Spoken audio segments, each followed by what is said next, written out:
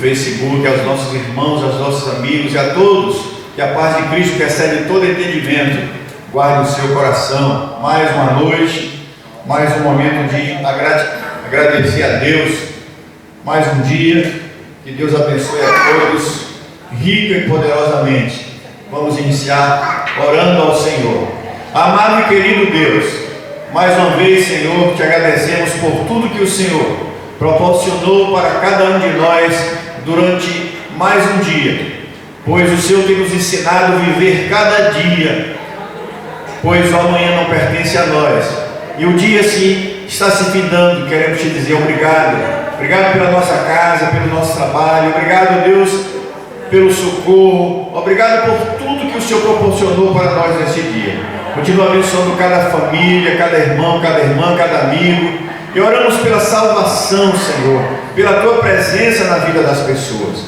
Oramos pela nossa cidade, pelo nosso estado, pelo nosso país. Oramos pelos governantes, Senhor, que o Senhor Deus dê a eles, Senhor, sabedoria, temor, para que eles possam, Senhor, fazer exatamente conforme a Tua vontade. Deus, repreenda a violência da nossa terra, da nossa nação, da nossa cidade, do nosso bairro, Senhor.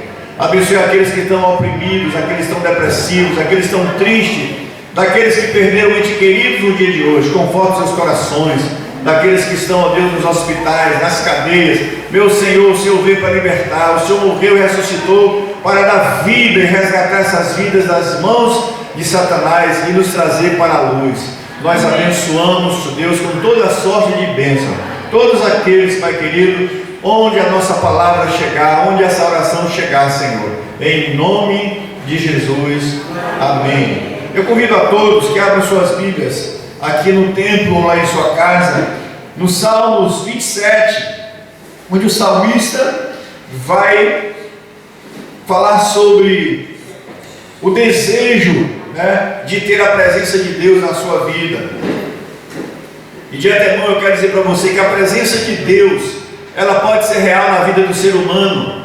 A Bíblia diz que aqueles que aceitam Jesus como Salvador e Senhor têm a presença de Deus na sua vida. Onde a gente está, onde a gente vai, a presença de Deus sempre vai estar, porque nós temos o Espírito Santo. E a você ainda que não aceitou Jesus como Salvador, a palavra de Deus diz que devemos reconhecer o nosso pecado, devemos abrir a nossa mente e nosso coração e receber Cristo como Senhor e Salvador. E Ele diz que faria morada dentro daquele que crê em seu nome. E assim diz a palavra de Deus no Salmos 27. O Senhor é a minha luz e a minha salvação. De quem terei medo? O Senhor é a fortaleza da minha vida. A quem temerei? Quando malfeitores me sobrevêm para me destruir, meus opressores e inimigos, eles é que tropeçam e caem. Ainda que o exército se acampe contra mim, não se atemorizará o meu coração.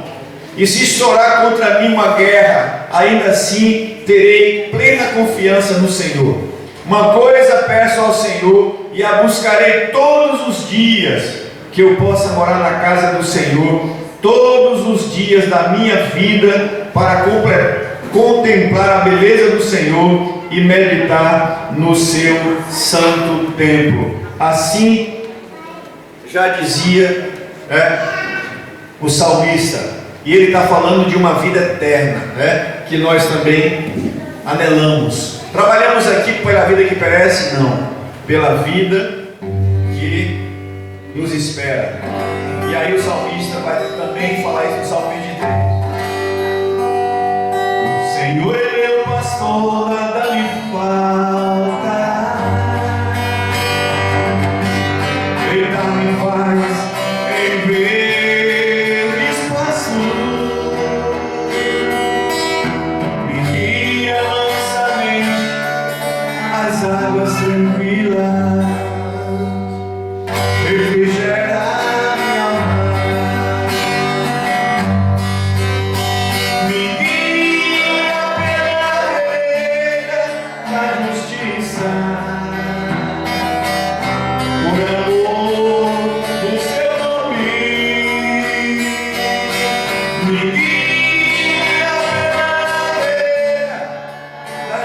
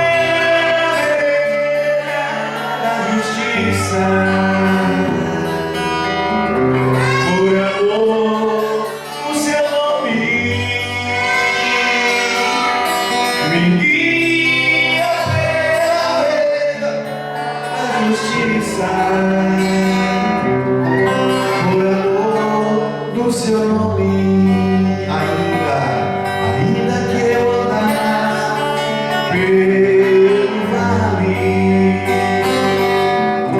da sombra e da morte, não temeria mal algum, porque tu estás comigo.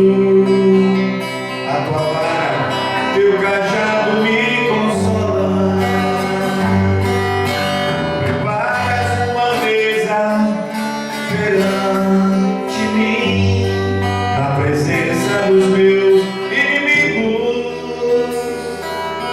Unges a minha cabeça com óleo, e meu cálice, Senhor, meu cálice transborda.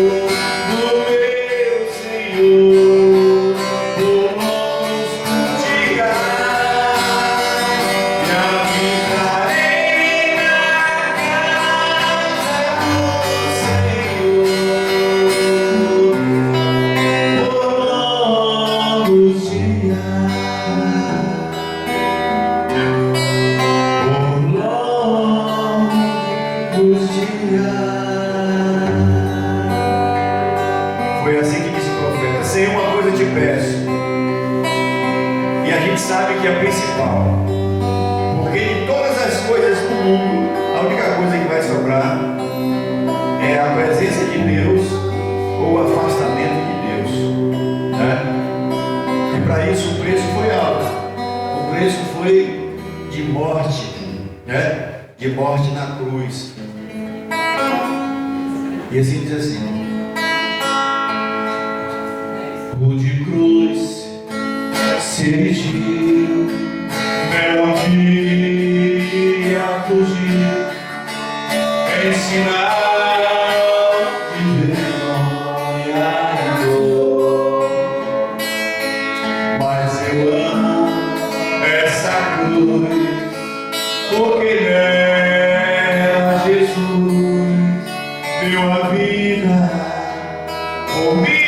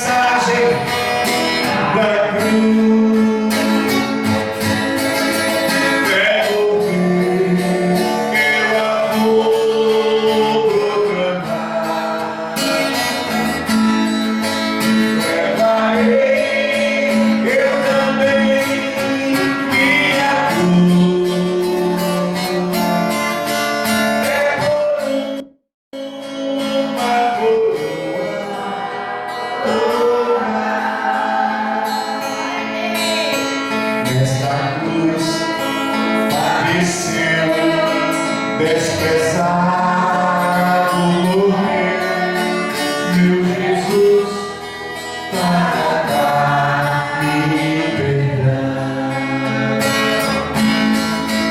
Eu carrego na cruz, ela vem, graça e luz para minha santificação.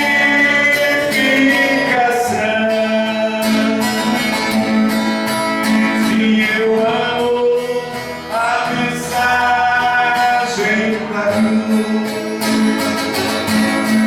Quero ouvir, eu a vou proclamar. Levarei eu também minha cruz.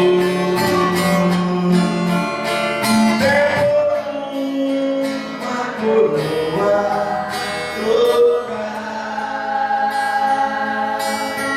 Eu aqui com Jesus, a vergonha da cruz, quero sempre levar e sofrer. Ele vem me buscar e com ele no lar uma parte da glória integrarei. Se eu amo a mensagem da cruz, quero ouvir, eu a vou proclamar. Levarei eu também minha cruz. Por uma coroa trocar. Se eu amo a mensagem da cruz, aleluia, até morrer, eu a vou proclamar. Levarei eu também minha cruz, para pôr uma coroa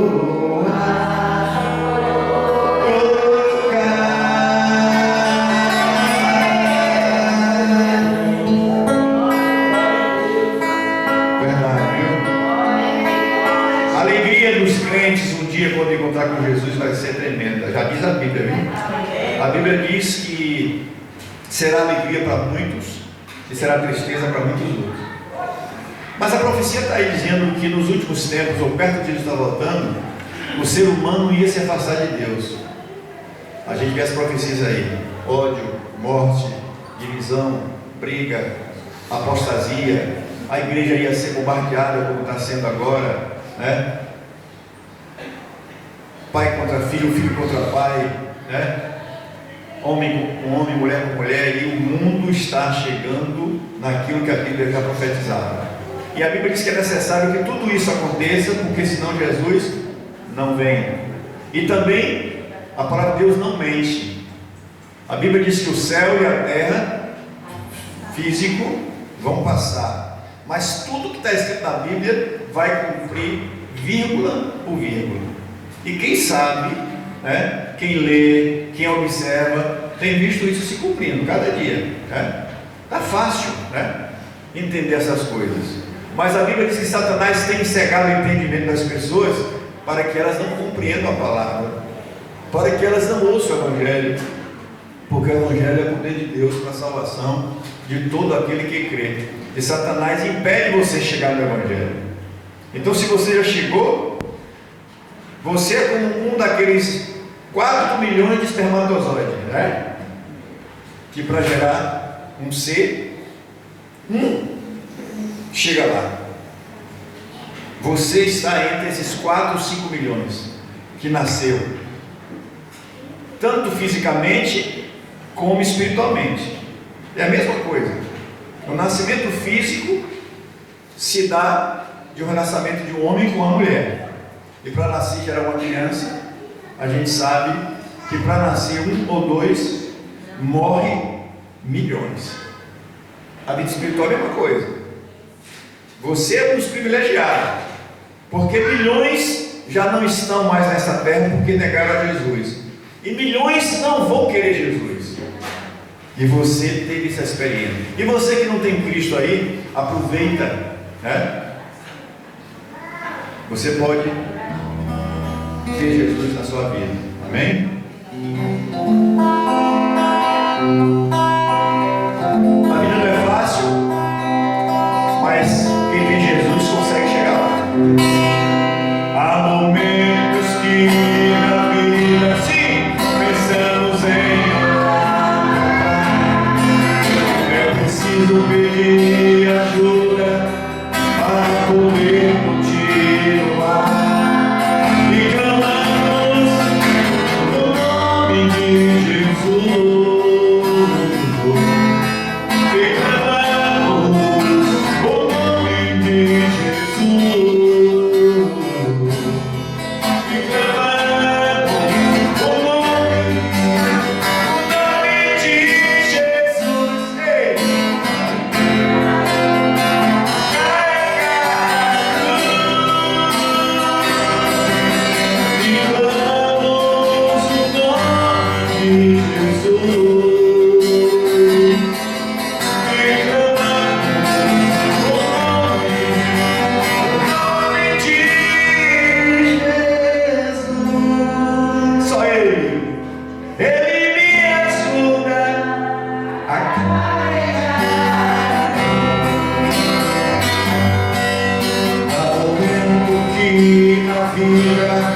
Pensamos em olhar para cá.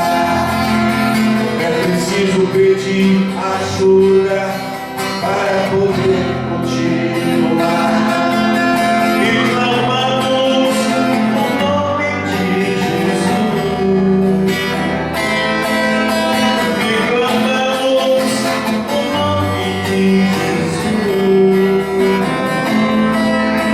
E clamamos o nome de Jesus. Só Ele. Ele me ajuda a carregar a cruz. Ele te ajuda a carregar a cruz. Clamamos o nome de Jesus. E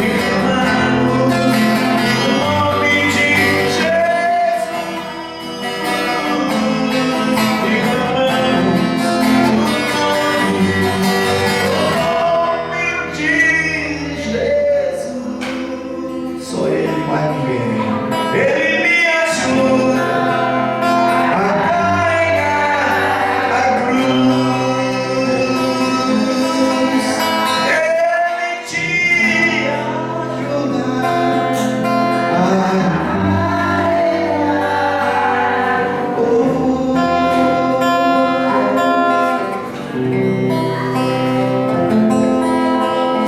A diferença é que Ele nos ajuda. A coisa é pesada. Sem mim, nada podeis fazer. Não tenha sobre ti nenhum cuidado, qualquer que seja. Pois somente seria muito, muito para ti. É meu, somente meu, todo trabalho. E teu trabalho é descansar em mim. É meu, somente meu, todo trabalho.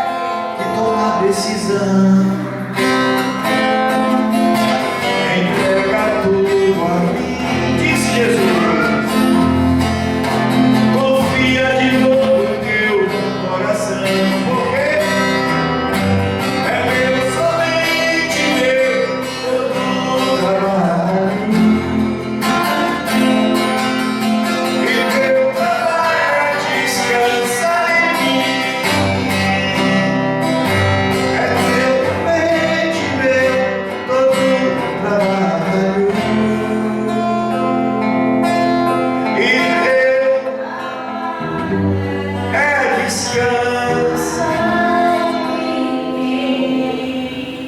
Lançai sobre Deus toda a vossa ansiedade, e Deus cuidará de você. Vinde a mim, vós que estáis cansados, oprimidos, sobrecarregados, e eu vos aliviarei. O meu fardo é leve, o meu jugo é suave. Aquele que vem a mim, de maneira alguma lançarei fora. Se tornará meu filho, e eu se tornarei o seu Deus. Amigos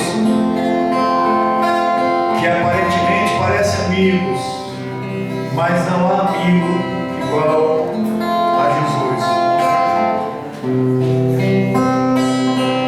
Conheci um grande amigo, só ele.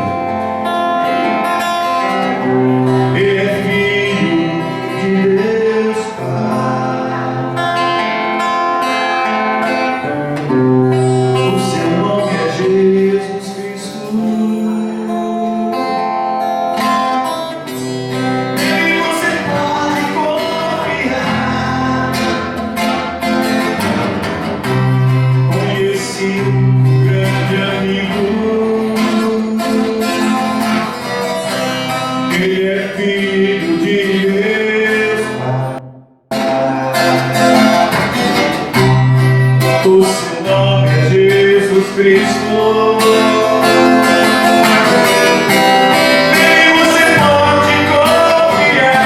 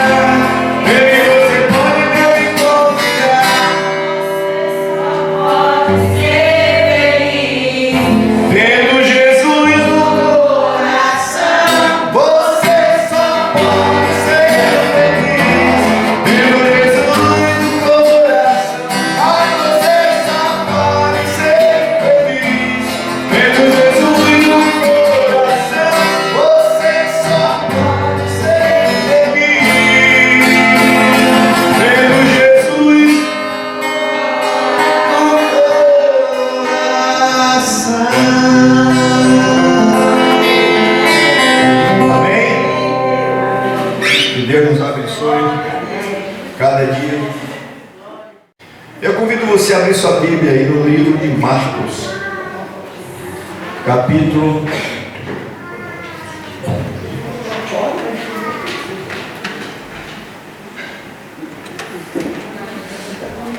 livro de Marcos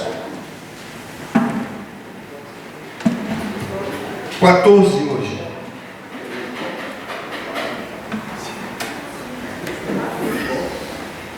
O sofrimento de Jesus. Marcos vai contar que Jesus aí vai passar pelo grande sofrimento, o momento dele saindo para a cruz.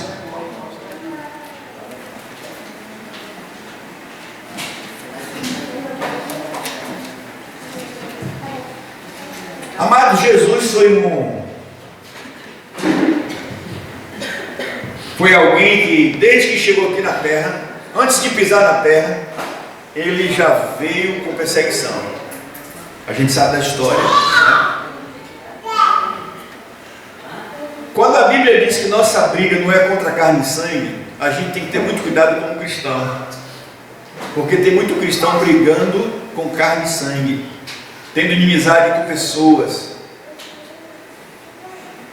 E Satanás, ele espalha a sua semente ruim com o propósito de sempre trazer dúvida, divisão e problema, para que as pessoas elas não tenham comunhão, elas não tenham amor e elas não conheçam a Deus e não sirvam a Deus. O trabalho do inimigo, desde a queda, foi essa. E a Bíblia diz que ele veio para matar, roubar e destruir. O mal se originou dele.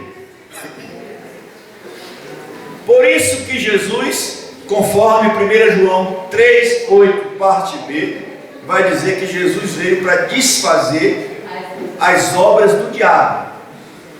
Quem é o diabo? O diabo era Lúcifer, que rebelou-se, foi jogado na terra, se tornou Satanás, inimigo, maligno, tudo de ruim. E ele é príncipe das trevas, está solto nesse mundo e será preso um dia, eternamente. Já está vencido, ele já está vencido. Jesus já venceu, ele não tem mais jeito. Satanás é aquele tipo de ser que não tem nada a perder. Ele é baixo, ele faz qualquer negócio, ele não tem pudor, ele não tem moral. E a gente precisa saber de tudo isso, conhecer tudo isso, para que você não entre na jogada dele, nas armadilhas dele. E a igreja está entrando, muito crente entrando. Como ele sabia e sabe que ele era um ser criado, e todo ser criado não tem o poder que o Deus eterno que não foi criado tem, ele se rebela contra o Deus eterno, querendo ser semelhante a Deus, e jamais vai ser. Ele tenta colocar na cabeça do ser humano que você pode ser um grande ser humano, pode chegar até o conhecimento de Deus, mas você não vai chegar. O ser humano é finito, é pequeno, é pó, é cinza. Mas ele, por causa do orgulho dele, ele caiu. E ele faz isso, colocando no coração das pessoas orgulho, petulância, né? E muitas outras coisas. Sabendo que já estava perdido desde a fundação do mundo. A certeza que nós temos pela palavra, por isso que o crente tem que crer na Bíblia, independente do que fala. A Bíblia é a nossa única regra de fé e prática.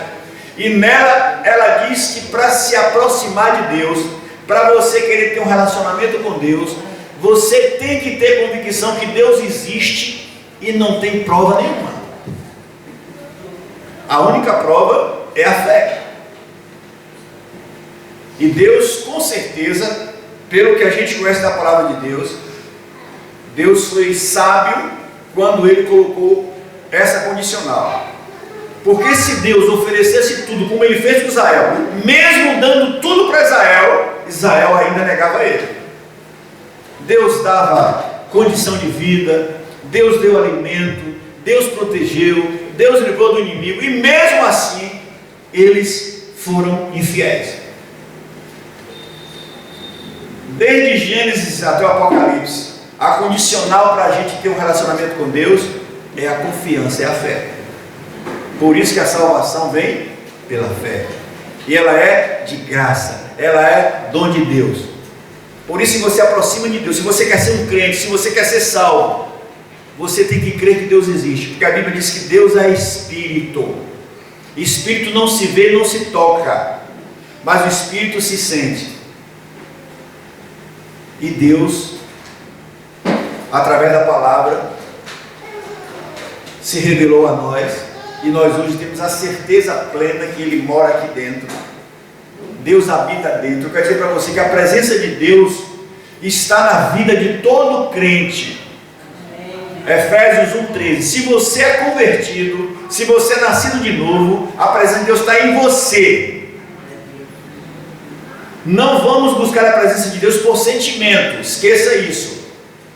Você pode estar triste, você pode estar alegre, você pode estar com problema, Deus sempre vai estar em você. Onde você estiver, é ali que vai estar a presença de Deus. Não queira sentir a presença de Deus, você já tem a presença de Deus. Põe na cabeça isso. Eu quero tirar essa dúvida aqui. Mas eu não sinto, esqueça de sentimento. Estou falando de presença, de morada. Ele mora aqui independente do que eu sinta ou deixe de sentir. Porque um dia que eu aceitei Jesus, Ele disse que vinha habitar dentro de mim. E a Bíblia afirma que eu sou templo dele, sou morada dele. Por isso essa igreja só tem a presença de Deus aqui, porque nós estamos aqui. Aonde a gente estiver, a presença de Deus está. Então põe isso na sua cabeça. Você tem a presença de Deus, independente de qualquer situação. Por isso que o inimigo tenta colocar dúvida em você, porque ele quer tirar essa confiança que você tem na palavra. Ele quer confundir você. Não deixa. E o trabalho dele é esse, é desfazer as obras de Deus. Mas Jesus veio para desfazer as obras dele. 1 João, pode pegar e marcar aí, 1 João capítulo 3, vamos ler aí, 1 João capítulo 3,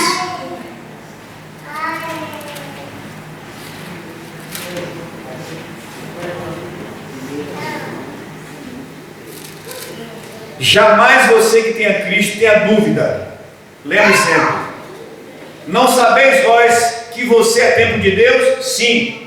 Eu aceitei Jesus, aceitei. Então ele mora dentro de mim. E acabou. E é isso que o inimigo quer tirar de muitos. Tem tirado de muitos crentes. Porque dúvida é pecado. E ele lança dúvida. Você tem dúvida, você engoliu a isca. E aí você vai viver a vida achando que Deus não está presente na sua vida. 1 João 3, 8. Aquele que vive a prática do pecado,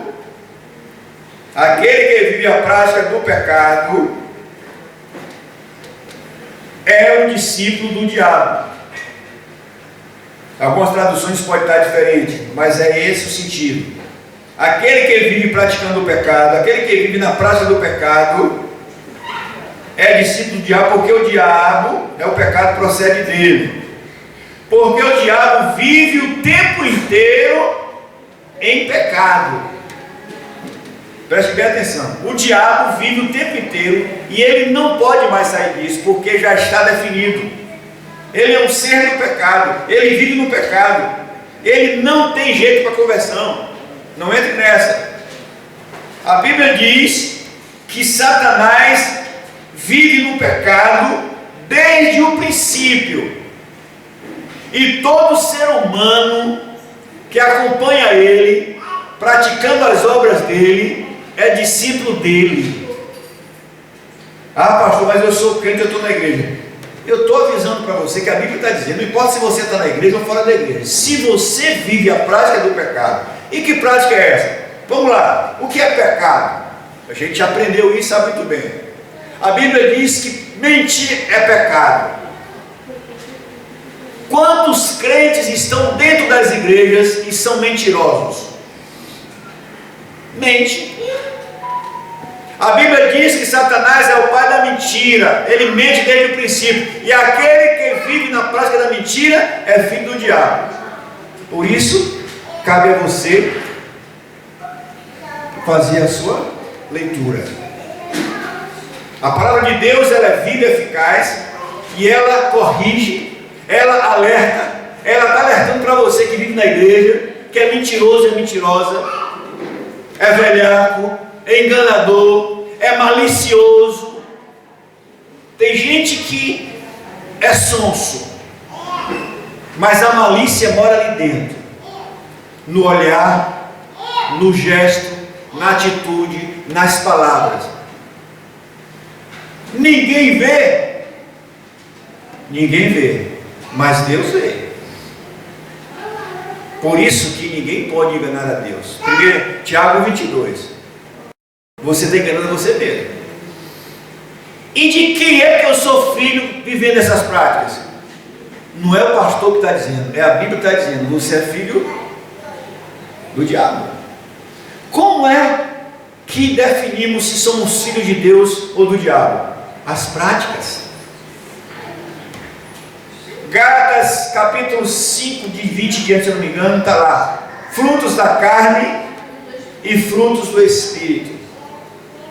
Se você realmente ama Jesus, se você quer viver nesse mundo e as pessoas querem ver Jesus em você, você vai para o rio que tem as práticas do Espírito. Mas você sabe disso. Por que você vive as práticas da carne? E nós somos livres. Nós somos livres para escolher que estilo de vida a gente deve viver. Mas a Bíblia diz que aquele que está em Cristo já morreu para as práticas do pecado e agora vive uma nova vida, se é que tem Jesus, se é que se converteu, se é que nasceu de novo. 2 Coríntios 5,17. Se você é um crente, se você está numa igreja, se você frequenta uma igreja e você não vive 2 Coríntios 5,17, a Bíblia diz que você, ou todo aquele que faz isso, é mentiroso, está enganando a você mesmo. Porque quem está em Cristo, nova criatura é. As práticas do passado não mais pertencem à minha vida. Beber, fumar, prostituir. Eu estou colocando uma linguagem bem clara para você entender. Bem clarinho. Por isso Deus conhece o teu íntimo, a tua intimidade. Por isso que conversão é sair das trevas, lugar de escuridão, lugar de mentira, para vir para a luz, lugar de transparência. A vida do crente tem que ser como um livro que todas as pessoas leem no dia a dia. Então guarda essa palavra aí. Mas a Bíblia diz, no mesmo versículo, que Deus não deixou a gente órfão e nem sozinho, porque Ele sabia que nós não teríamos condição de viver uma vida diferente aqui sem Ele. Por isso que Ele se manifestou. Ele veio com uma missão: desfazer, destruir. Isso mesmo. Quando um exército vai enfrentar um exército inimigo, primeira coisa que ele faz é o quê? É destruir minas ou armadilha para pisar no campo. Quando a gente enfrenta o mundo das trevas, como Jesus enfrentou e hoje nós enfrentamos por causa dele, a Bíblia diz que as portas do inferno, ela não pode suportar a igreja, ela cai se a igreja empurrar. As portas do inferno são minas malignas que a igreja tem que explodir. E que é a igreja? Eu e você e todo crente nesse mundo que realmente ama Jesus e que não vive a prática do pecado.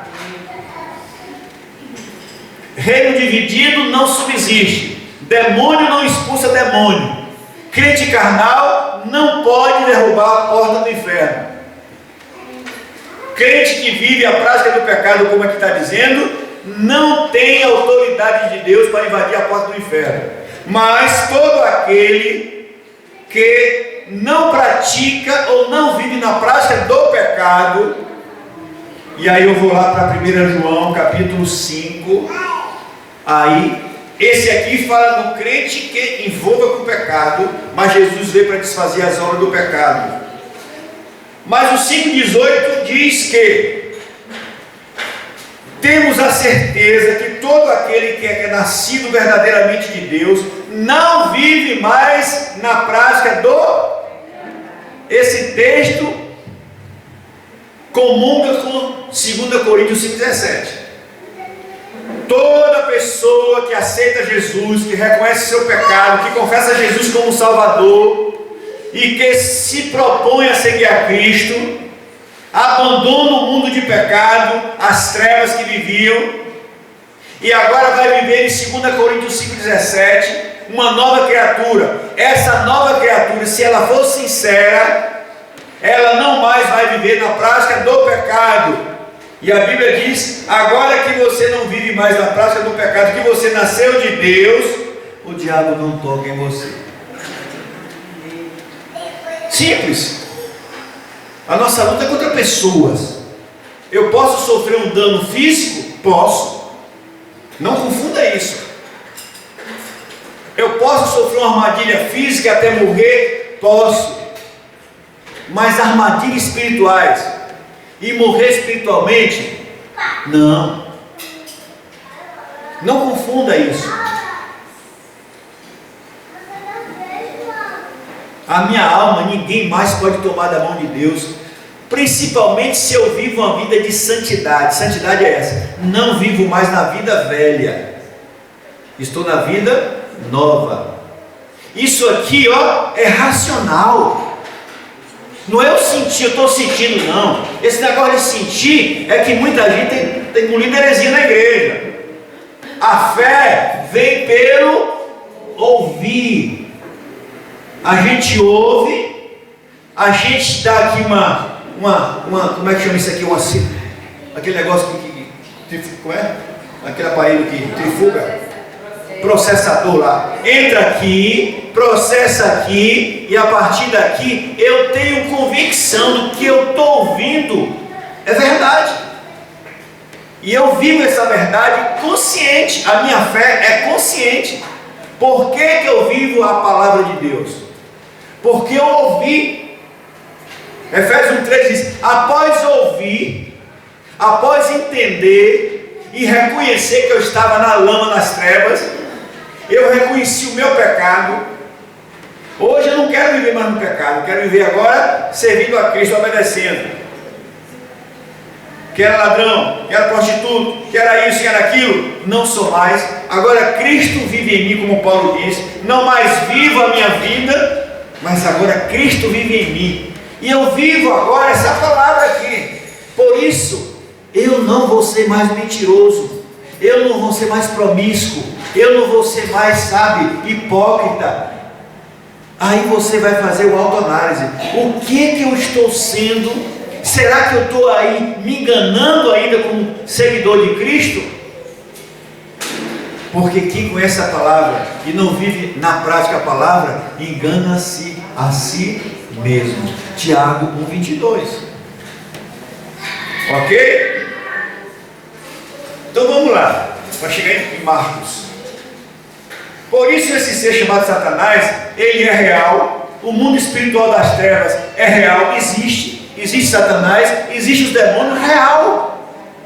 Não é brincadeira. E não devemos subestimar esse reino. Por isso que devemos estar sempre cheios de Deus e sempre com a vida fechada com Deus, para que Ele não tenha brecha. O problema de muita gente das igrejas hoje é que não leva isso a sério. E Satanás utiliza muito crente aí, fácil. Crente sem entendimento, crente sem compreensão, crente cheio de dúvida.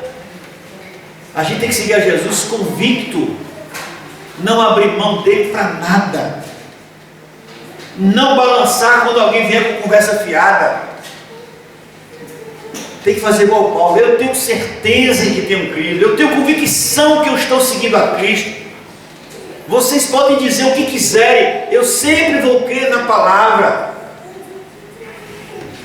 Pois é, Satanás é esse ser que trabalha até hoje para dividir, para desconstruir.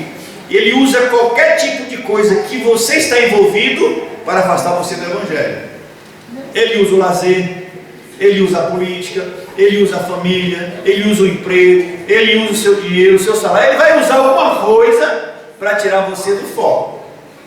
O que ele quer é tirar você do foco, porque ele veio para matar e roubar e destruir, levar você para o inferno. Aqueles que não têm Cristo, a Bíblia diz que ele cega o entendimento, para que as pessoas continuem na escuridão espiritual e morram para o inferno. Aos que já seguem a Cristo, ele quer que você apostata. Por isso ele joga dúvida, enche a sua cabeça de dúvida, para você dizer: não aguento mais ser crente. Pois é, ele tentou atrapalhar Jesus, mas ele se deu mal. Por isso que Jesus teve que vir. Por quê? A Bíblia diz que na terra, depois do pecado, não existiu e não existia um ser perfeito que Deus pudesse usar para vencer a morte, vencer Satanás. Por isso que só Ele poderia fazer isso. E a Bíblia diz que Ele desceu. O Jesus, o Cristo que a gente conhece aqui, Ele é Deus. Ele é o Deus criador dos céus e da terra. Quem esteve aqui em Israel orando por 3 anos e meio e fez homem, foi o próprio Deus que se fez homem. E que Isaías vai chamar de Deus conosco.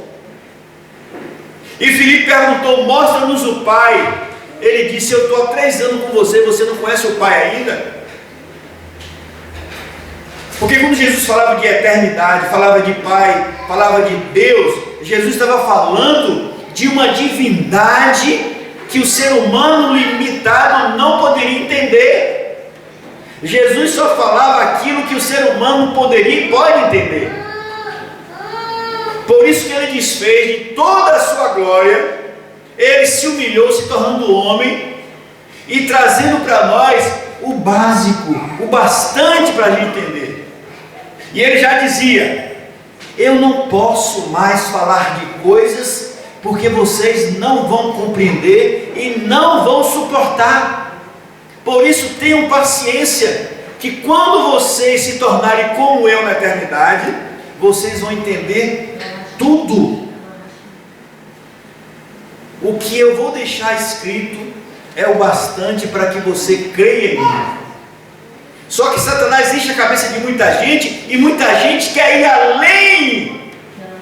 E quando o ser humano quer ir além, ele se perde. Não é à toa que a incredulidade chega em pessoas que mais estudam, porque eles vão querer uma resposta, e Deus bloqueia o seu entendimento. E a Bíblia vai chamar essas pessoas de louco, de nécio, porque Deus se revela no mais humilde ser humano, quando ele tem um coração aberto para compreender Deus. Por isso que Satanás tenta confundir a mente das pessoas. E aqui Jesus estava indo para a cruz depois de passar um período de ensinamento e deixar tudo pronto para a gente. A gente viu na semana passada que ele esteve no monte que nós conhecemos como o Sermão do Monte, né? Um sermão profético. A partir dali, Jesus ia passar por momentos dificílimos, para isso que ele tinha vindo, e ele tinha falado com os discípulos isso, que ele ia passar, e que ele se entrega e ia morrer. E a partir dali, era ele sozinho e mais ninguém. E este capítulo, ele começa narrando a intenção das autoridades de matar Jesus. Quem desejava matar Jesus? Satanás.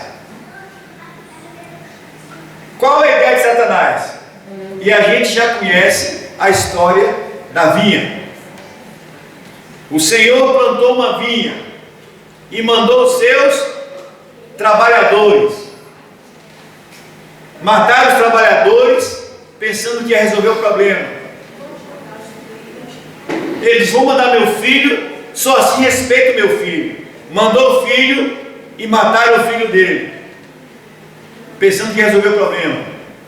Mas não.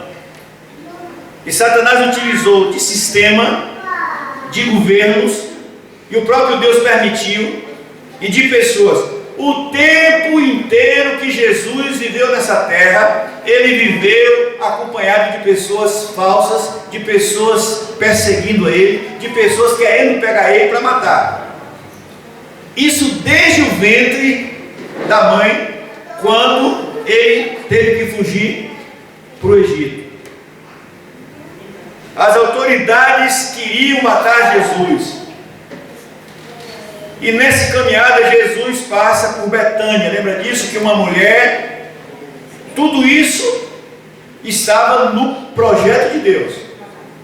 Jesus, antes de ir para o matadouro, ele tinha que passar por esse lugar, por isso está registrado. E ali uma mulher derramou 1 litro de perfume, e essa mulher era Maria, irmã de Marta, né? E ali a gente viu que também existia no meio deles o Judas Iscariotes. E Judas Iscariotes se reunia com as autoridades para entregar Jesus. Tudo isso projeto de Deus. Nada foi feito por acaso. Por isso, bem claro para nós, Jesus se entregou, Jesus veio para morrer no meu lugar. Quando se fala mataram Jesus, é porque Deus utilizou, permitiu que os homens fizessem isso. Mas Jesus veio para isso. Por que ele veio para isso? Porque só através de morte e derramamento de sangue é que nós teríamos a vida eterna. Se Jesus não morresse e não ressuscitasse, nós estaríamos perdidos. Mas toda essa profecia foi profetizada desde o começo do mundo. A Bíblia diz que antes da fundação do mundo, Deus já tinha preparado os céus. Gênesis 3,15 diz que alguém que nascerá de uma mulher esmagará a cabeça da serpente, referindo a Satanás e a Jesus. Isaías profetizava que o filho nasceria, a criança nasceria, seria um menino forte, rei, guerreiro. E quem era esse menino? Já dizia, o próprio Deus. E quando Maria gera essa criança, que o José ficou desconfiado, o próprio Deus disse, não, o que está nela é o Espírito Santo. E nesse encontro com Maria, aquela mulher que estava naquela casa, ela foi e ungiu Jesus com perfume caríssimo, né? Em sinal de amor, reverência e gratidão, algo que o Senhor elogia, e diz que a atitude daquela mulher seria lembrada todos os dias. E durante a última Páscoa, Jesus institui uma coisa que a gente faz até hoje, a ceia. A ceia é uma ordem, a ceia tem um simbolismo. E ele instituiu a ceia, um memorial. E aí ele disse, olha, assim como temos, como é que sabia isso? Assim como ele colocou o arco-íris e disse, nunca mais vou destruir o mundo em água, ele estabeleceu a ceia. Avise o mundo que eu vou voltar. E diga toda vez que você celebrar a ceia, que eu sofri, que me maltrataram, eu morri, mas ressuscitei e eu vou voltar. A ceia é para isso. E ali Jesus, ele institui a ceia. O Senhor os deixa, os discípulos, mais intrigados sobre a sua morte, porque apesar de viver com Jesus, e Jesus está falando todos os dias isso,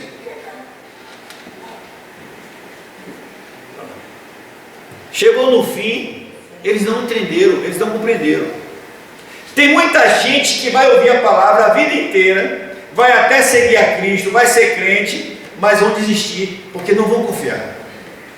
Tem muita gente como discípulo, todo dia Jesus dizia, ó, eu vim para morrer, vão me pegar, vão me maltratar, e eles ouvindo isso, e quando chegou, eles ficaram intrigados, eles não entenderam isso, e aí, cuidado, porque Satanás pode utilizar, como ele fez com Pedro, entrou em Pedro, tentando impedir que Jesus fosse para a cruz. O cara ouviu 3 anos e meio, e ele se utilizou, Satanás se utilizou de Pedro para impedir isso. Cuidado que Jesus tem profetizado, a sua palavra profetizada para nós, e muitas vezes nós crentes temos impedido que o Evangelho avance, e temos impedido que pessoas creiam no Evangelho, com conversa fiada. Pedro por 2 vezes tentou impedir Jesus de ir para a cruz, e Jesus disse, sai Satanás, cuidado, não dê brecha, cuidado, Satanás ele entra em brecha. Pedro reage de forma ainda mais eloquente, sabe o que ele diz? Quando Jesus disse que seria difícil, e que a coisa não seria fácil, e muitos iam abandonar ele. Uma pessoa muitas vezes está na igreja do Evangelho por emoção. Na hora da emoção promete tudo. Na hora do louvor é um louvor estonteante, mas não está preparado para a adversidade. Quantos crentes a gente conhece que hoje não estão mais no Evangelho por causa da adversidade? E aqui Pedro foi um desses. Ele foi eloquente. Ele disse, Senhor, Ainda que alguém te abandone, ou todo mundo, eu não vou te deixar. Cuidado para você não estar dizendo uma coisa que você não cumpre. Cuidado com as emoções. Na hora da emoção a gente fala coisa, mas na hora da prática, é por isso que muita gente volta atrás das suas palavras. Jesus anuncia, olha Pedro, aparentemente as pessoas pensam que você é forte, mas eu te conheço. Você não é tão forte, você não é uma pessoa nem convertido ainda. Mas Senhor, e aí ele vai dizer aquela frase, olha, vou te dar uma prova, antes que o galo cante, você vai me negar 3 vezes. E Jesus vai para o Getsemane. Para que Jesus foi para o Getsemane? Para derramar sua alma diante de Deus. A Bíblia diz que Jesus estava chegando um momento, era angustiante. Imagina você saber que você vai ser morto, você vai ser crucificado, você vai ser maltratado. Como reagiria a sua cabeça? Jesus entrou em parafuso, porque Jesus estava ali também como homem. E ele vai para o Getsemane, ele se derrama diante do Pai. E chega ao ponto dele dizer, Pai, afasta de mim esse projeto aí. Pai, o Senhor não tem outro jeito não. Mas o que vale aqui, o exemplo para nós aqui de Jesus, não é o que Ele quer, é o que Deus sempre quis. E aqui, Ele, até na morte, Ele nos dá uma lição. Ele diz para nós, ó, nunca faça a sua vontade. E lá em Mateus diz que aquele que será salvo é aquele que vai permanecer fiel até a morte. Jesus está trazendo para nós aqui um alerta. Muitos que vão me seguir vão ser levados à morte. E chegando lá, o que é que deve fazer? Não me negue. É o caso de Paulo, de Pedro depois. Porque nós somos seguidores dele. Quando ele disse Pai, e a Bíblia diz que ele suou sangue, e o Senhor disse não, seu lugar é na cruz. E a resposta dele foi, então faça-se a tua vontade. Não é fácil dizer para Deus, faça a tua vontade, quando a vontade de Deus é te pregar na cruz. É por isso que muitos caem fora do Evangelho. E aí o próprio Jesus vai dizer, esses não são dignos de mim. Aquele que põe a mão no arado e olha para trás, não é digno do reino de Deus. Então o reino de Deus, ele é belo e nos levará à eternidade, mas não é fácil seguir a Jesus. Nunca foi fácil. A Bíblia nunca enganou ninguém. A Bíblia sempre coloca que seguir a Cristo é ir para a cruz, é caminho de morte, é caminho estreito. A gente precisa entender essa mensagem desse jeito mesmo. Não é para intimidar, para colocar medo não. É para que eu e você esteja preparado e saibamos que para seguir a Cristo, a gente tem que ter bala na agulha. Porque a Bíblia fala que covardes e tímidos não entrarão no reino de Deus. Aqueles que negam a Cristo, aqueles que apostatam, aqueles que se desviam, aqueles que não querem mais saber de seguir a Cristo, a Bíblia chama de covarde. Pedro ainda teve tempo de se arrepender. Negou Jesus, negou. Depois ele se converte e ele chora amargamente por ter feito aquilo. Já na segunda etapa de vida, ele vai ser morto, crucificado de cabeça para baixo ainda, e não vai negar Jesus. Aqui nós vimos também Marcos falar que o julgamento foi ilegal. Jesus morreu inocente. O cara fez um julgamento que foi falso. E condenaram Jesus, acusaram Jesus de coisas que ele não cometeu. E para isso, compraram testemunhas, deram dinheiro. E Judas foi um deles. Satanás foi dentro do rebanho e colocou um X9 lá dentro. Meu querido, a Bíblia diz que é melhor que você logo se matasse do que você se tornar uma pedra de tropeço. Claro que a questão de Judas é uma questão à parte. Hoje não tem que ter mais Judas na igreja. Ah, mas tem joio na igreja? Tem, mas o joio pode se tornar trigo. Tem Judas na igreja de Cristo? Tem, mas o Judas pode se converter. Não pode seguir o mesmo caminho do outro. Quando se fala de Judas aqui, fala de gente falso, de gente que não se converteu, de gente que está na igreja por algum interesse. O que Judas estava ali no meio de Jesus, porque tinha interesse, ele era ganancioso, ele era avarento, e ele queria ganhar dinheiro, queria ficar rico. Tem gente que está na igreja por causa disso, por causa de bens materiais, vou me dar bem.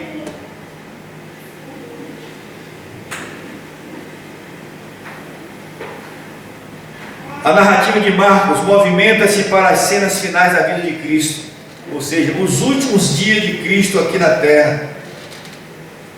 Acontecimentos que marcaram a história da humanidade, dividiu em duas partes ali.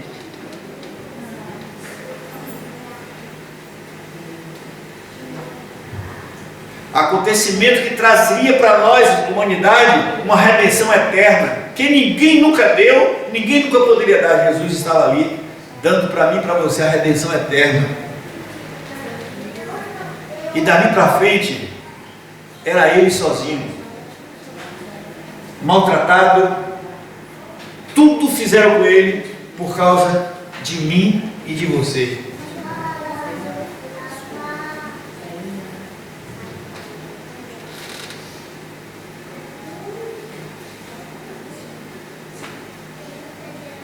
Assim como Pedro, que teve a oportunidade de se converter,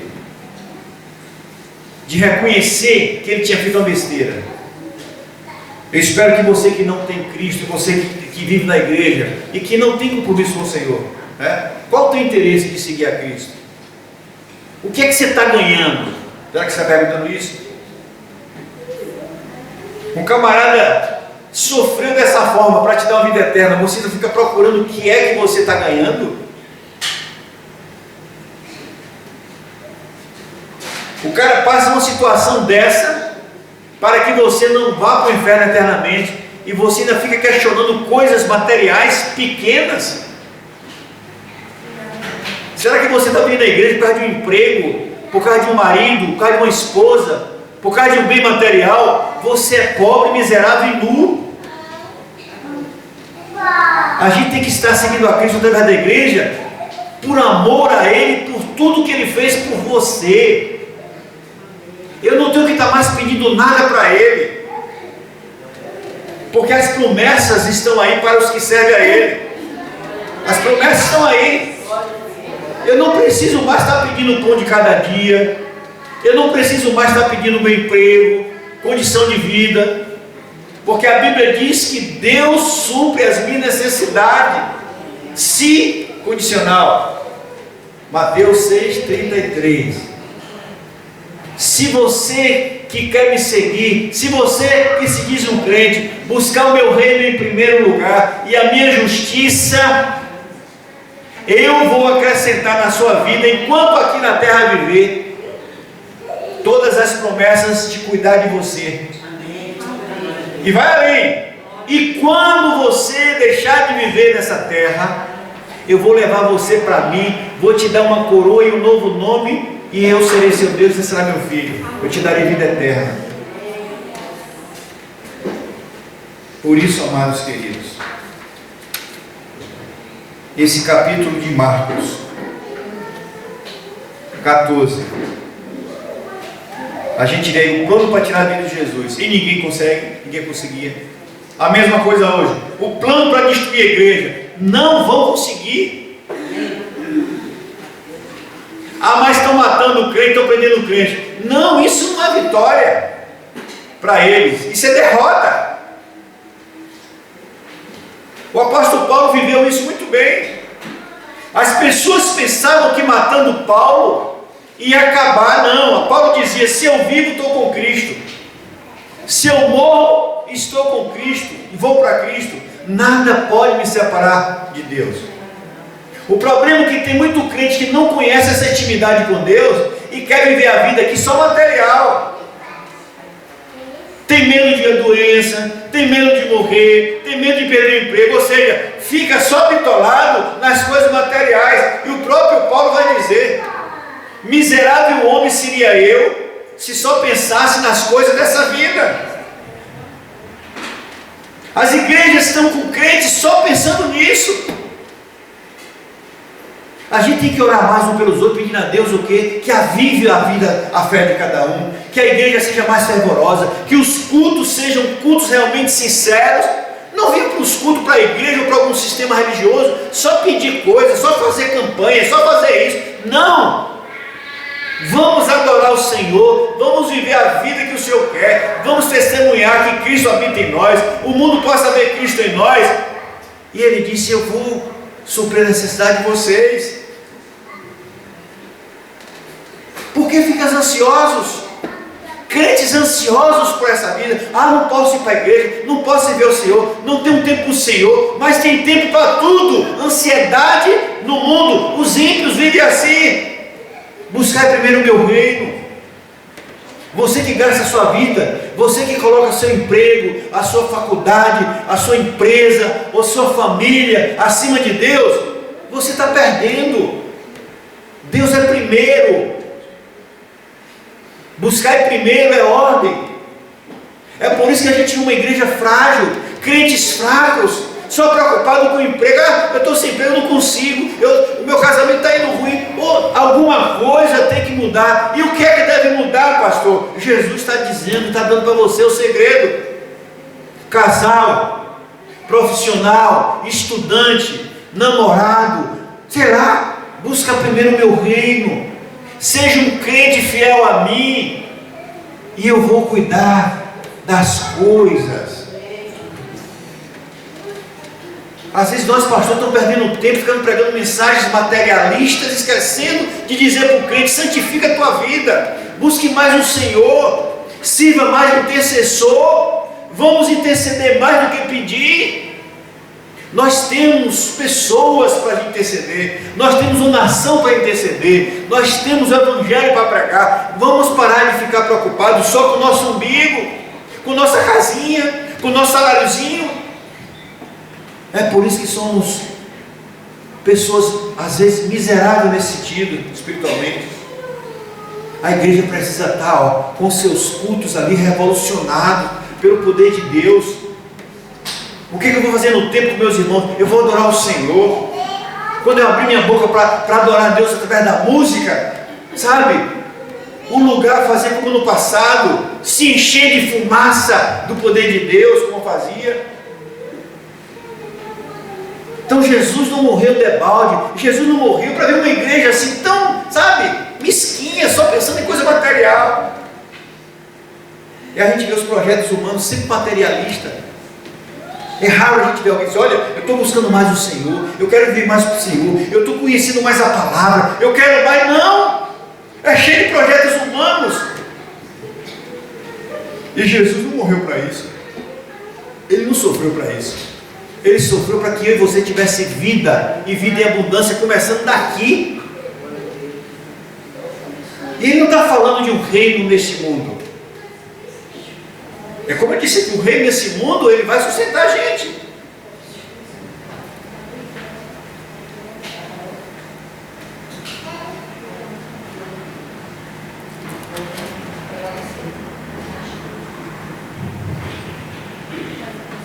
E aí nessa caminhada, a gente vê pessoas querendo seguir a Jesus, mas não querem estar dispostos a seguir a Jesus.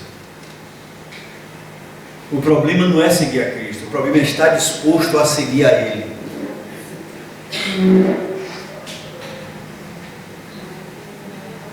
Aí Jesus vai para o Sinédrio. Ele diz: olha, assim como eu estou diante de pessoas sendo julgadas, aquele que me seguir vai ser odiado, vai ser levado a tribunais. E nós temos visto a história. Aí muita gente pensa que ganhou matando crentes, prendendo crentes. Não.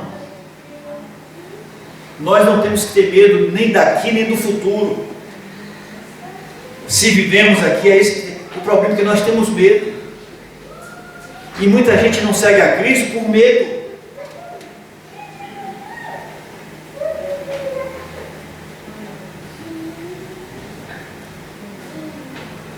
Pedro negou a Jesus por causa de quê? Do medo e da vergonha de se identificar como crente. Não sou crente, não sou igual a ele, não. Tem muita gente hoje assim. Nas igrejas é uma coisa, na família é outra, no trabalho é outra. Eu vejo hoje pessoas dizendo isso. O negócio de crente é só lá, aqui no trabalho, aqui não sei o quê. Meu querido, quem vai tirar Jesus dentro de mim? Onde eu estou, para onde Deus está.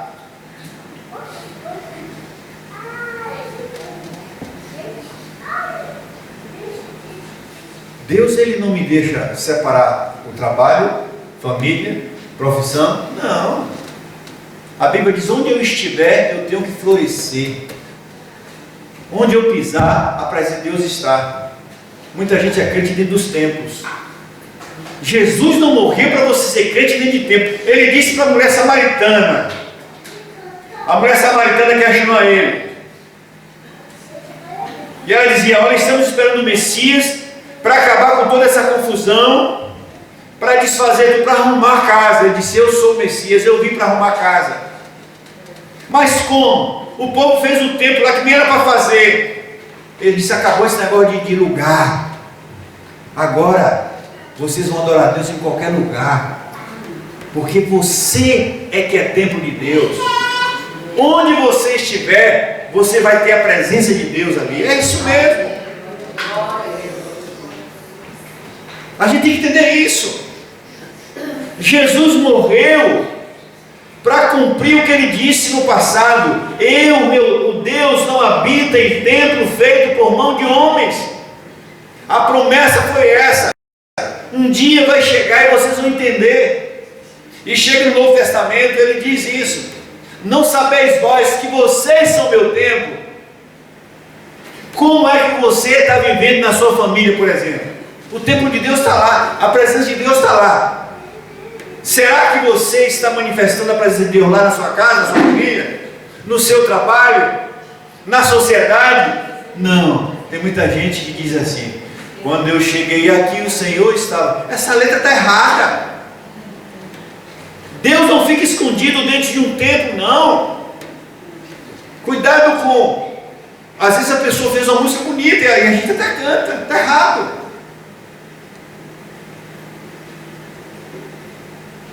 Quando eu cheguei aqui, o Senhor chegou comigo, porque Ele está em mim.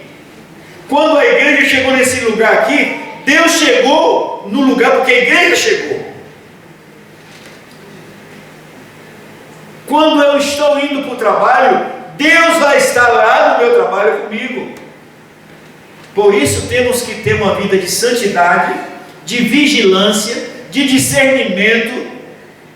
Cuidado com o que você fala, com o que você pensa e com o que você faz. Porque nós temos uma tão grande nuvem de testemunha.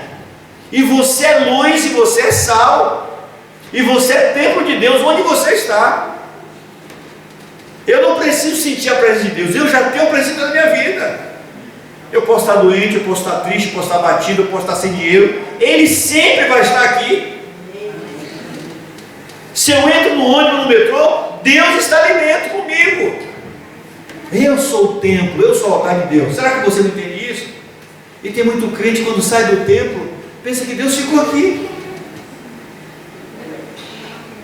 Outra maneira de orar: Senhor Jesus, quero entrar na tua presença. Vamos parar, e se alguém ora assim, para com isso. Nós não vamos entrar na presença de Deus, nós estamos. Nós vivemos a presença de Deus. Cuidado com a maneira de vocês, né? Vem Espírito Santo habitar em mim. Não, Ele já habita em mim. O que nós temos que dizer: Espírito Santo, me ajuda a adorar e me encha, me encha. Tem crente pedindo o Espírito Santo habitar na sua vida. Ele já habita na sua vida. Então Então Jesus morreu para isso. Não vos deixarei órfão. Eu vou mandar alguém para morar dentro de vocês. E ele estava falando dele agora, não em carne, mas em espírito. E ele está aqui. É isso que a gente tem que entender. E Pedro entendeu depois.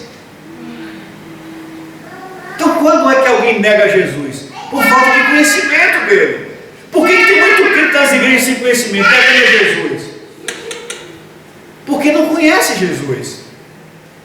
Você conhece a sua religião, você conhece os cantos da sua igreja, mas você não conhece a Jesus.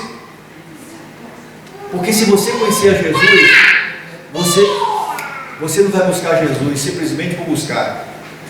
Por isso eu aconselho você dessa igreja aqui, e você que pertence a qualquer igreja, quando você estiver reunido com seus irmãos, a única coisa que vocês devem pensar é em adorar a Deus. A adoração a Deus sincera reflete em bênçãos dele para nós. Quando você busca a Deus, Ele vai cuidar da tua necessidade. Deus sabe o que eu preciso. Deus conhece as minhas angústias. Ele sabe das minhas dificuldades.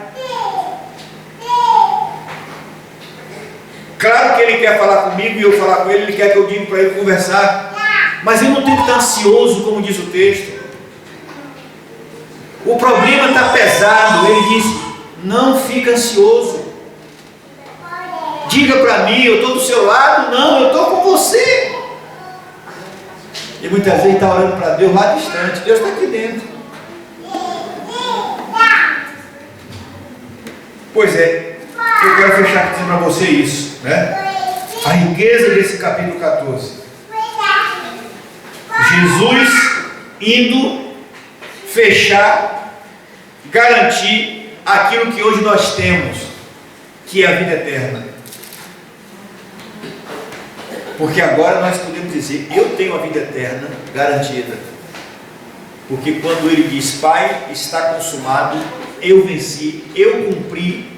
E hoje nós temos a promessa de Joel, a promessa do Espírito Santo vivendo aqui dentro.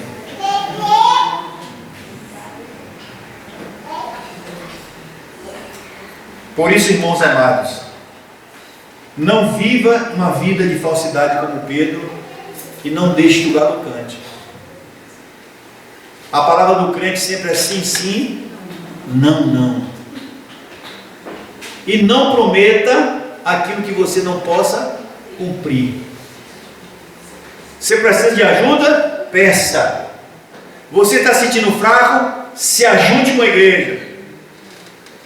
Agora, não viva uma vida escondida lá no seu eu, porque você está perdendo.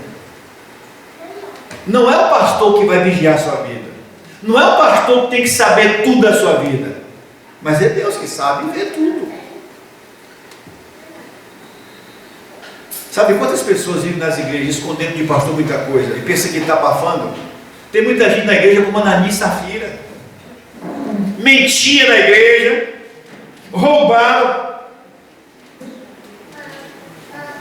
Eram pessoas que não eram de confiança. Estavam lá na igreja. E a Bíblia conta uma situação para mostrar para você que a gente não deve brincar com Deus. Porque tudo que a gente faz, a Bíblia diz: tudo que eu faço, eu devo fazer para a glória de Deus. Não de pastor, não de ninguém. Se você está no Evangelho, é por causa da misericórdia de Deus, você tem que louvar a Ele. E dar graças a Deus que você tem pastor, que Deus coloca para cuidar de você. Irmãos, Ananias e Safira é o exemplo de muito crente hoje na igreja. Falso, velhaco, mentiroso, enganador. E a história foi simples. Não foi por causa de uma casa que eles venderam. Não foi por causa do dinheiro. Deus não está interessado no meu dinheiro nem no seu dinheiro. Deus não quer gente enchendo a igreja por causa de dinheiro, não. Não pensa nisso, não. Quando a gente se coloca nos braços de Cristo, quando a gente segue a Cristo por amor, meu irmão, daí para frente, tudo meu é dele. Minha vida é dele. Não tem mais, né? Dinheiro, vida, família, não, é tudo dele. Então tem muita gente vivendo na igreja pensando que Deus não está vendo. E Ananias e Safira foi um. É tanto que eles maquinaram, mas não foi contra os pastores da igreja, Pedro e João. Foi contra o Espírito Santo. Quando você vive a sua vida em pecado, você está brincando com Deus e com o Espírito Santo. Não é comigo, com o pastor. Quando vocês mentem um para os outros aí, ou falam mal de um dos outros, ou até falam mal do pastor, vocês não estão me prejudicando coisa nenhuma, você está prejudicando a você mesmo. E a história conta que eles venderam propriedade. A Bíblia diz que devemos viver a palavra de Deus com liberdade, devemos cooperar com liberdade e conforme as condições e a força de cada um. O Evangelho não manda que eu dê meus bens, meu dinheiro todo, não. A Bíblia diz que cada um, em termos de oferta, oferte conforme as suas condições e as suas forças. Não ensina que você tem que tirar, né? Agora, eu devolvo para Deus da minha vida, dos meus bens, do meu salário, o que é de melhor para Deus. Primícia, não é disso, primícia é a primeira coisa, é aquilo de melhor. É a essência. Então, de cada bem que eu tenho, de cada situação minha, o que é melhor, eu vou oferecer para Deus. O melhor da minha vida, o melhor do meu conhecimento, o melhor das minhas rendas, o melhor de minha família, o melhor do meu corpo. Deus é primeiro em tudo. Quando se fala de dízimo, não está falando de 10 de dinheiro, não. Está falando de primícia. Eu dou para Deus sempre o melhor. Seja material, seja espiritual, não interessa.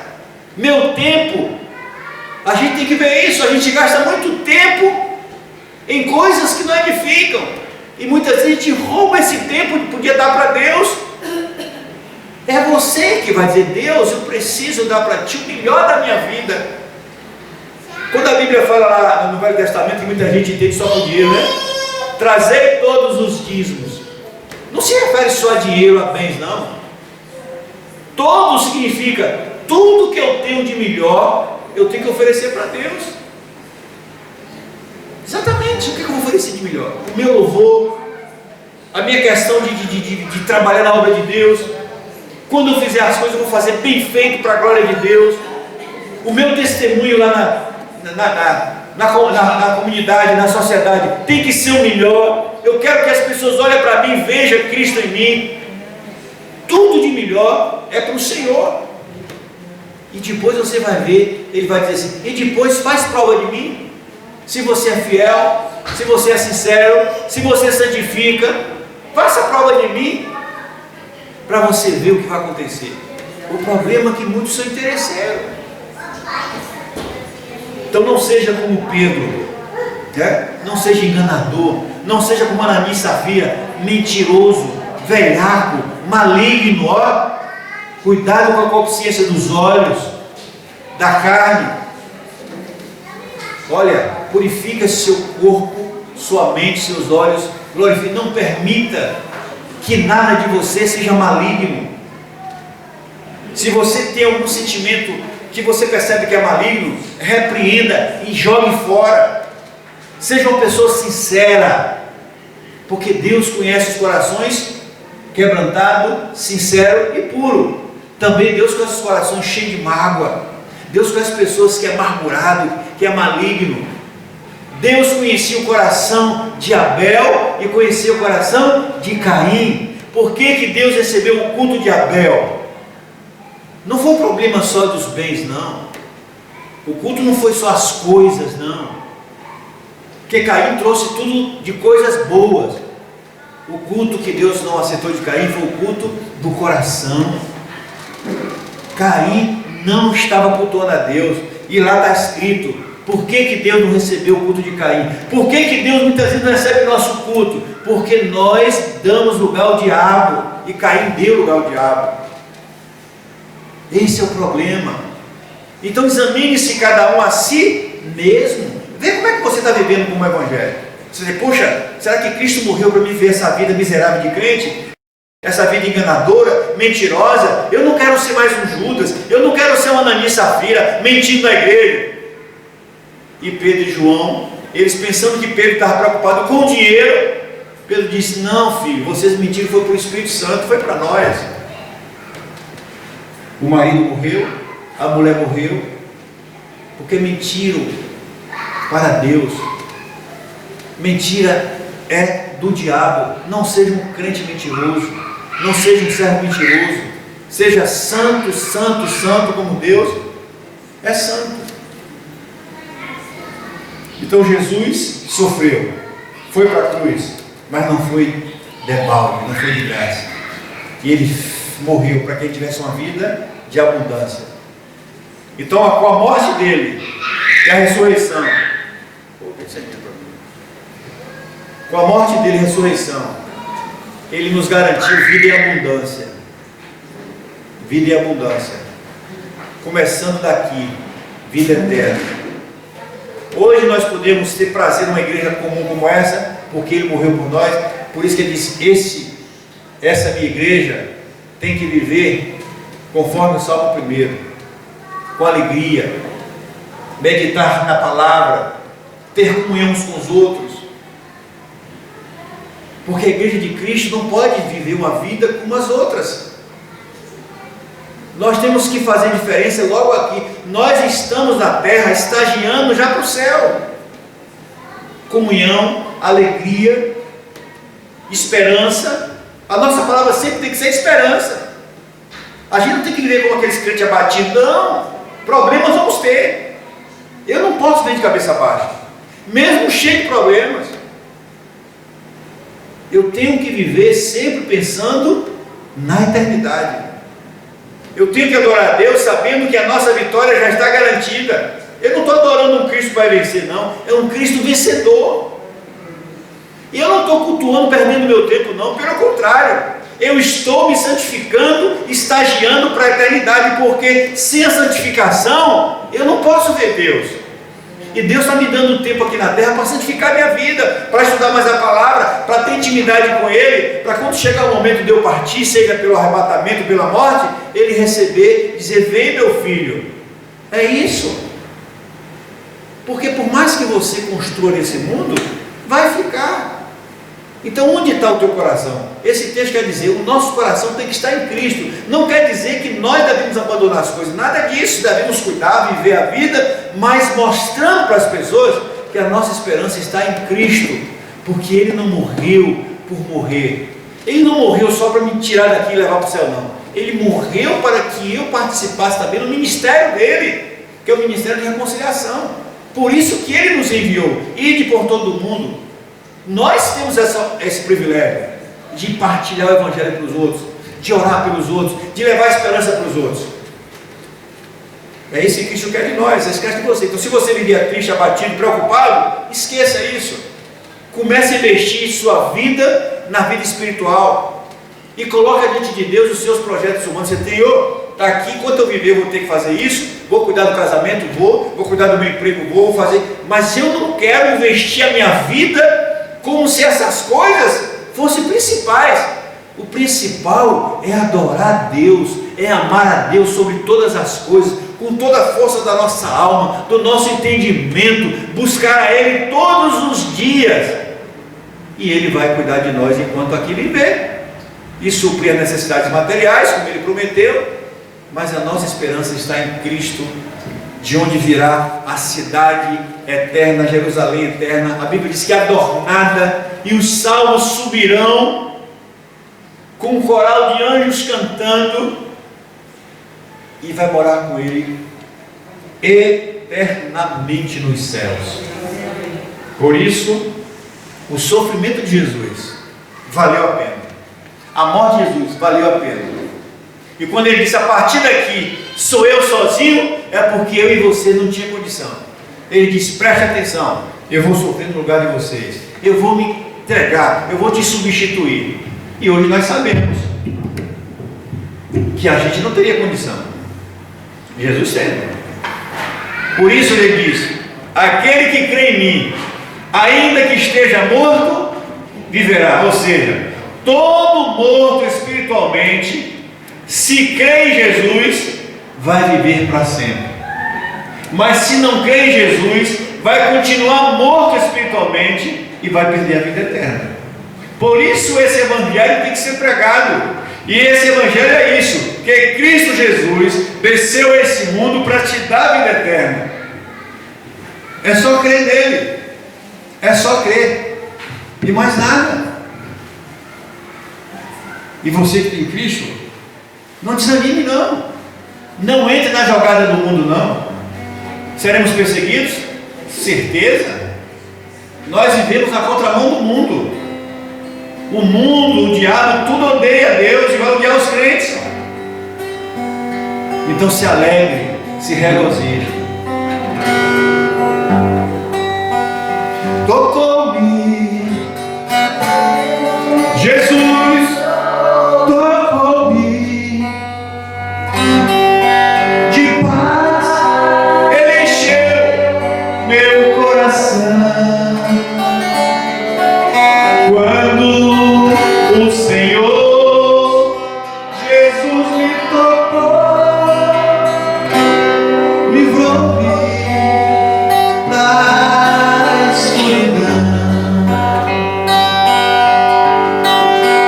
Desde que encontrei a Cristo, tenho sentido seu pé no amor.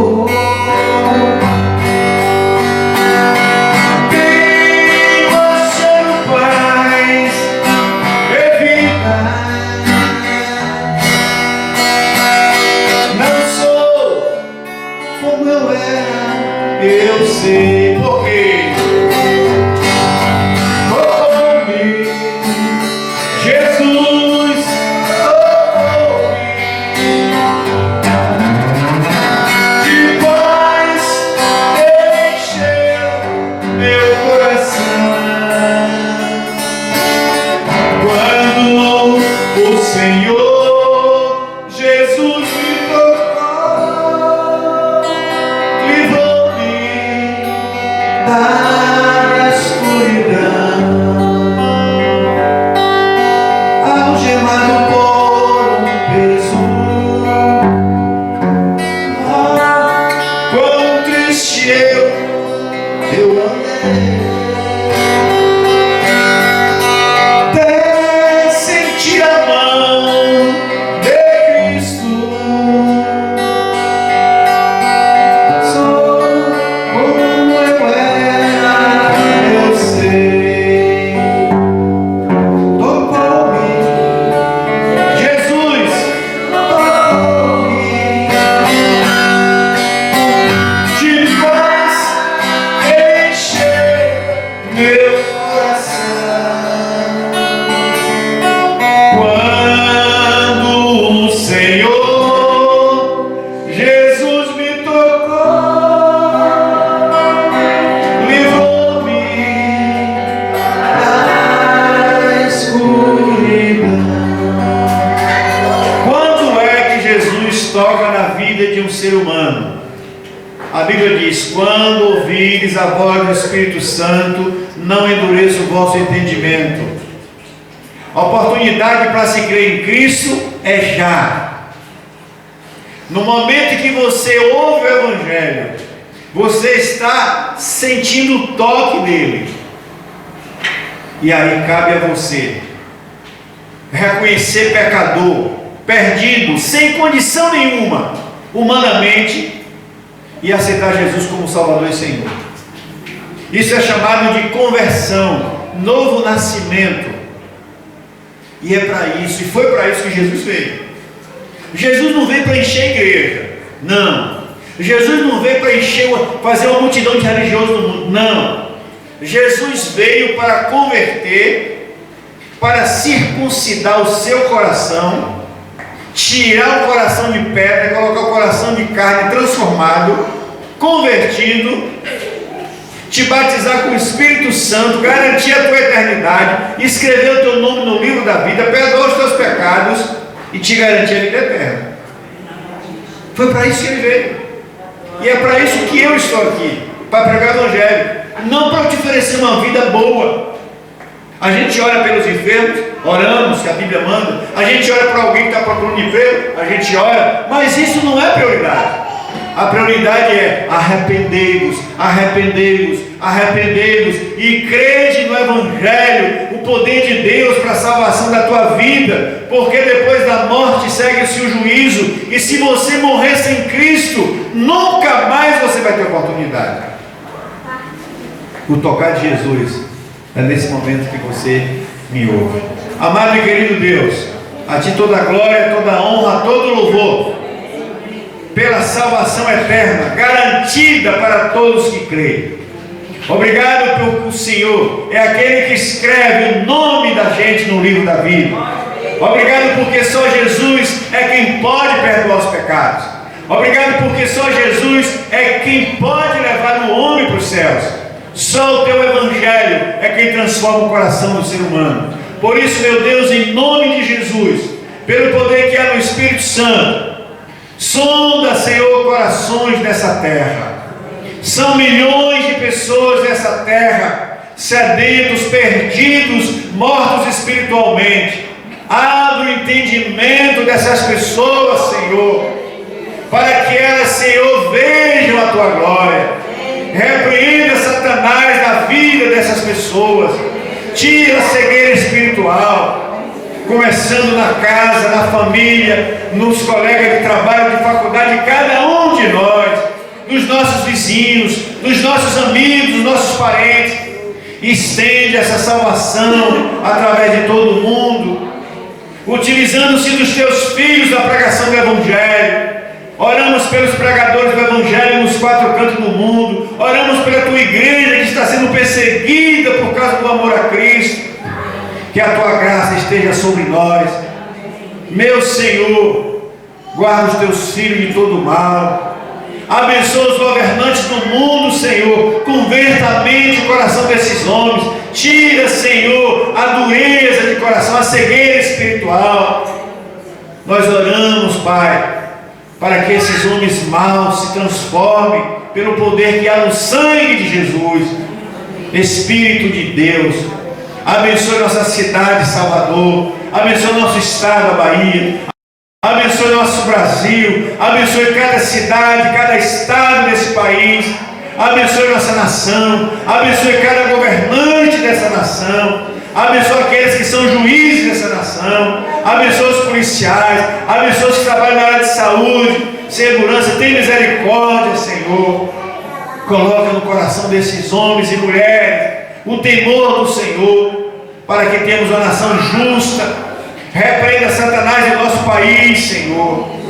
Pai, desfaz a obra de Satanás nessa nação. O Senhor tem dito a Sua palavra que bendita é a nação cujo Deus é o Senhor. Nós temos clamado pelos nossos irmãos dessa nação. Meu Deus, que não haja divisão, que não haja briga.